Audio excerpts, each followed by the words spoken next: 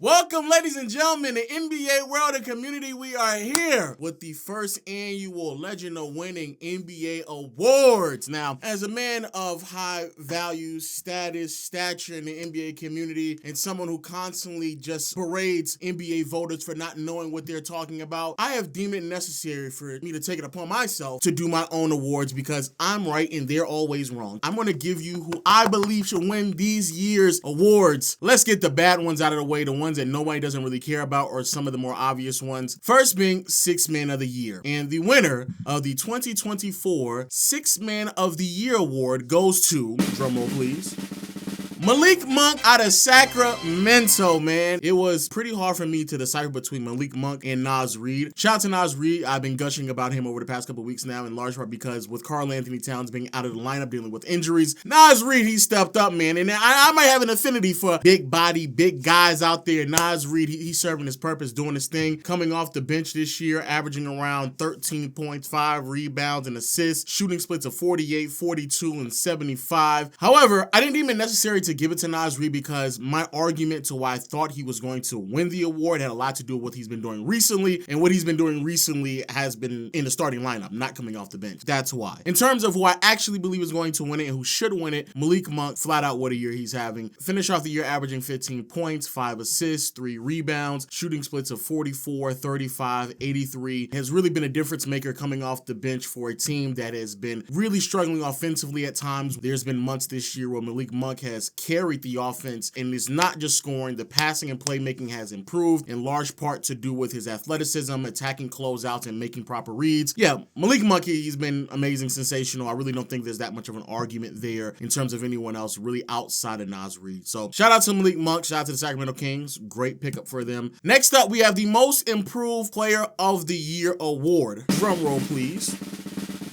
Tyrese Maxey of the Philadelphia 76ers. Now, Jalen Johnson in Atlanta, amazing. You know, right? Great step, foundational piece. J-Dub out in OKC, amazing. Great step in the right direction for what that team needs. However, I am a firm believer that giving it to a sophomore doesn't necessarily feel right because just that takes away from the nature of what the award is supposed to mean. It should be an award that goes to someone who has a surprise season, who busts out on the scenes, right? And these are players who are making natural progressions in their career. The other player that I felt close to my heart believing that he was supposed to win it, Coby White. Coby White, man, bounce back year. Last year was around 10 points a game. This year upped it to around 17, 19 points, really filling the void without Zach LaVine being there for the second half of the season. And it's been a breath of fresh air for a Bulls team that needs some youth, some new identity to what this roster is desperately looking for. And he's been able to provide it. The fact that they have something to root for is great, but it's hard for me not to give it to Tyrese Maxey. Tyrese Maxey this year averaging 26 points, 6 assists, 4 rebounds, shooting splits of 45, 37, and 87. However, the numbers don't really do it justice because there was an overall theme and really an identity to who Maxey was supposed to be this year. This is a player who last season was playing a third option role, really reaping the benefits of Joel Embiid and James Harden there. Once Harden left, we all knew that his role and responsibility would be elevated, not only as a scorer, but also a ball handler. He has really taken upon that responsibility very well across the board in both points and assists. His numbers have gone up. Tyrese Maxey being able to step up to the plate, live up to the expectations, even when there's been more obstacles thrown his way than originally expected, is the biggest reason why I'm giving him Most Improved Player of the Year this season. And so I have to give all the praise and props to Tyrese Maxey because he did a sensational job.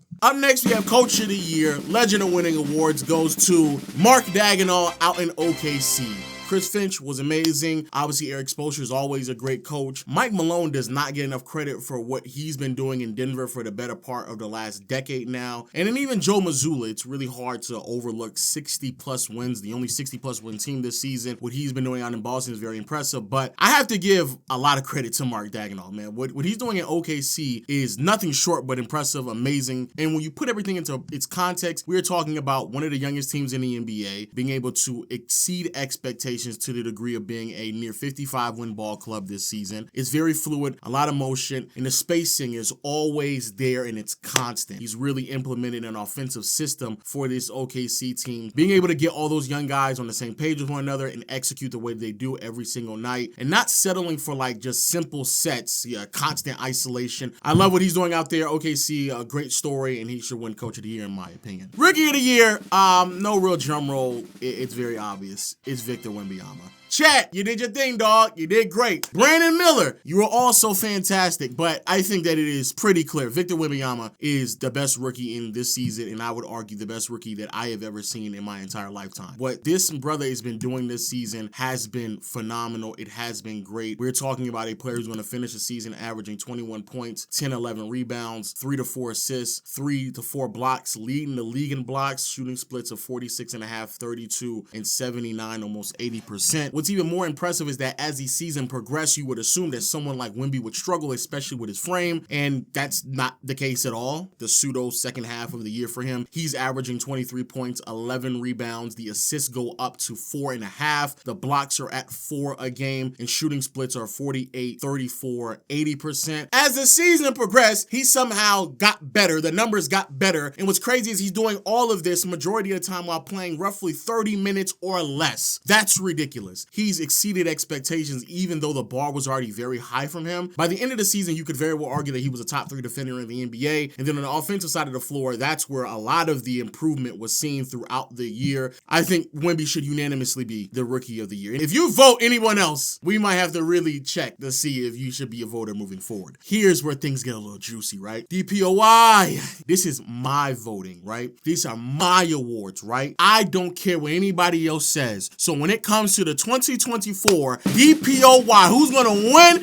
Defensive Player of the Year, it's also Victor Wembanyama, dog. Bam. Anthony Davis, underrated players and defenders. The things that their team asked them to do on a night-to-night basis, I kid you not, no one else in the league is asked to do those things. And I think they're actually much closer to winning DPOY than many of you all are giving them credit for. Their level of switching, rebounding, rim protection, passing in the lane, defending, a lot of times the best player on the opposing team. Doesn't even matter if they're a big or a guard or a wing, doesn't matter. Bam and AD has to do that damn near on a night-to-night basis. I give them all the credit in the world. Rudy Gobert, probably the most consistent, sustainable defensive player in the NBA, and I think that's the biggest reason why people are going to give him the award. But in my opinion, it's Wemby. I get it. His team is at the end of the conference. Their defense is 22nd ranked defense. I get it. But I cannot get over the fact that when Wemby is on the floor, the Spurs are a top 2 defense. They are one of the best defenses in the NBA. They rival the Minnesota Timberwolves with Rudy Gobert, Anthony Edwards, Jaden McDaniels. Like they rival that team defensively. When Wemby is on the floor, the Spurs have a defensive rating of 111. To put that into context, that would be roughly top 3 to top 4 defenses in the NBA. When he's off the floor, they go from a 110.9 defensive rating to a 118.2. That means they go from a top 4 defensive team to a bottom 5 defensive unit when he's off the floor. I'm not saying that he should win it unanimously. I have no problem with giving it to Rudy Gobert, and I really have no problem with even giving it to Bam or AD as well. I think all 4 of these players are justifiable candidates. I've just never seen this much of a shift in what a team looks like when a player is on and off the floor. I've just never seen that before defensively. Shout out to everybody else, but I believe that Wemby should win it. I'm not mad if Rudy Gobert wins it. More than likely he will, but I'm not mad at that.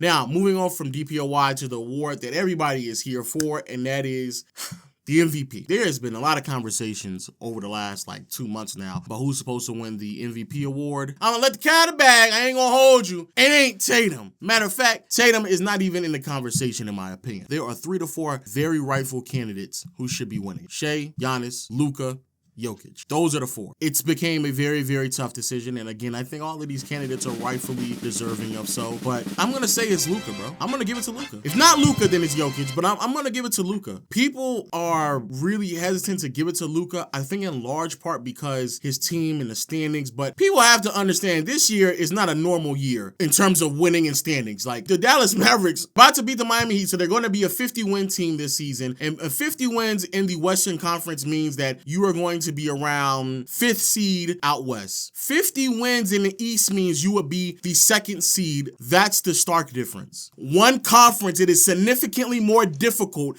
to climb the ranks than it is for the other one. I'm not going to be that dense. You don't get a cookie because of the conference that you play in. Just from a pure number standpoint, I know that many people may not like the numbers, but bro, this man Luka is averaging 34, 10, and 9, shooting 48%, 49% from the field, 38% from behind the arc, and 78.5% from the charity stripe. Now, I know, especially to you Gilbert Arenas ass niggas who sit here and say, oh man, he almost averaged a triple-double. That doesn't mean he... I get it. However, I am of the belief that you should not give somebody the award based off of the fact that they were able to average a number that rounded out to be the number 10. This is close enough. Luka is practically averaging a 34-point triple-double. And if you niggas do not vote for this man to win MVP, that means that you are telling us that the 0.2 assists and the 0.8 rebounds really mattered that much to you. Brother, you're not going to see a stat line that is as ridiculously refined as what we're seeing from Luka this year. Add on top of the fact the ridiculous passing and playmaking that we've seen from this man all season long, and not even taking into consideration that Kyrie Irving only played 57 games this year. That's MVP to me. Now, with that out of the way, moving on to the All-NBA selections, be very mindful that there are no positions this year. It's positionless, so it's just the best 15 players in the NBA. And also keep in mind, you got to have played 65 games to qualify for these awards. First team, we have Jokic, Shea, Luka, Tatum, and Giannis. I think those names are pretty self-explanatory, especially when you take into consideration the amount of games that other players have played throughout the year that may have disqualified them. If Embiid had played all his games, I definitely would have put him in the first team over Jason Tatum. I think that's a very clear, understandable first team All-NBA. Second team, Jalen Brunson, KD, AD, LeBron, and Kawhi. Maybe a bit controversial pick there, especially with Jalen Brunson over Stephen Curry. I personally feel like Jalen Brunson has been grossly underrated this season, while Curry may be living off of a little bit of nostalgia and just name bias and stuff like that. Not to say that he's better than Curry, but I do think he's had a slightly better season than Curry this year. Anthony Davis, again, I think he's underrated. He has been fairly consistent, especially beyond the first 20 games. People don't want to hear that, but that's the case. I think LeBron, KD, and Kawhi, though, are all pretty self-explanatory. And then finally, third team All-NBA, tough one. Let me get a couple of names out of the way. Curry, Devin Booker, Anthony Edwards, Bam Adebayo. Those were my 4 out of the gate. Here's where things get a little tricky. Joel Embiid can't make it. Donovan Mitchell can't make it. Trae Young can't make it. So those are 3 players that I believe, for most of the season, I could argue top 15. Some of the more noteworthy names that people will try to throw out there, Damian Lillard.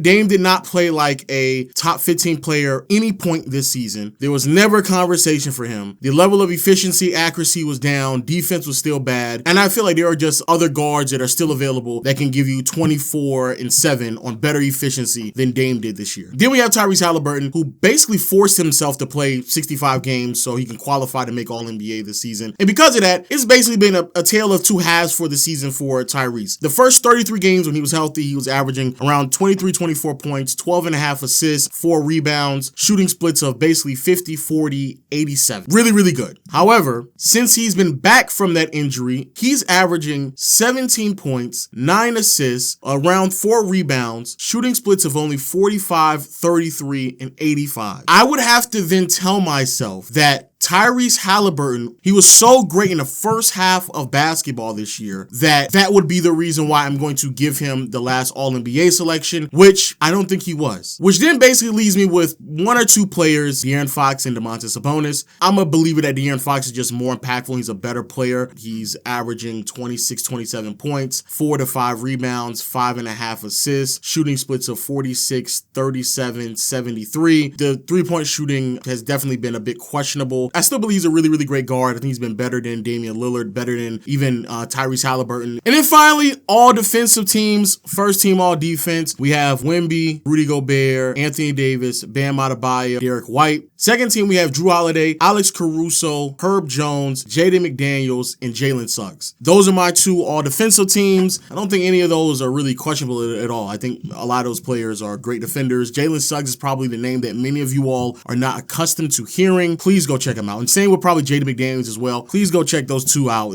Great defenders. So those are the awards, man. Pretty big season. It was a great year. My next upcoming videos will be me breaking down some of my thoughts about the playoffs, who has the most improved, my predictions, etc., etc. But if you want to watch those playoff games with me live, I stream damn near daily on a platform called playback.tv/Lowe's Room. Go check me out over there, because trust me, I will be streaming playoff games and it will be intense. As always, hit the subscribe button, notification bell. Let me know your thoughts in the comment section below. And until next time, I'll see you all later. Peace.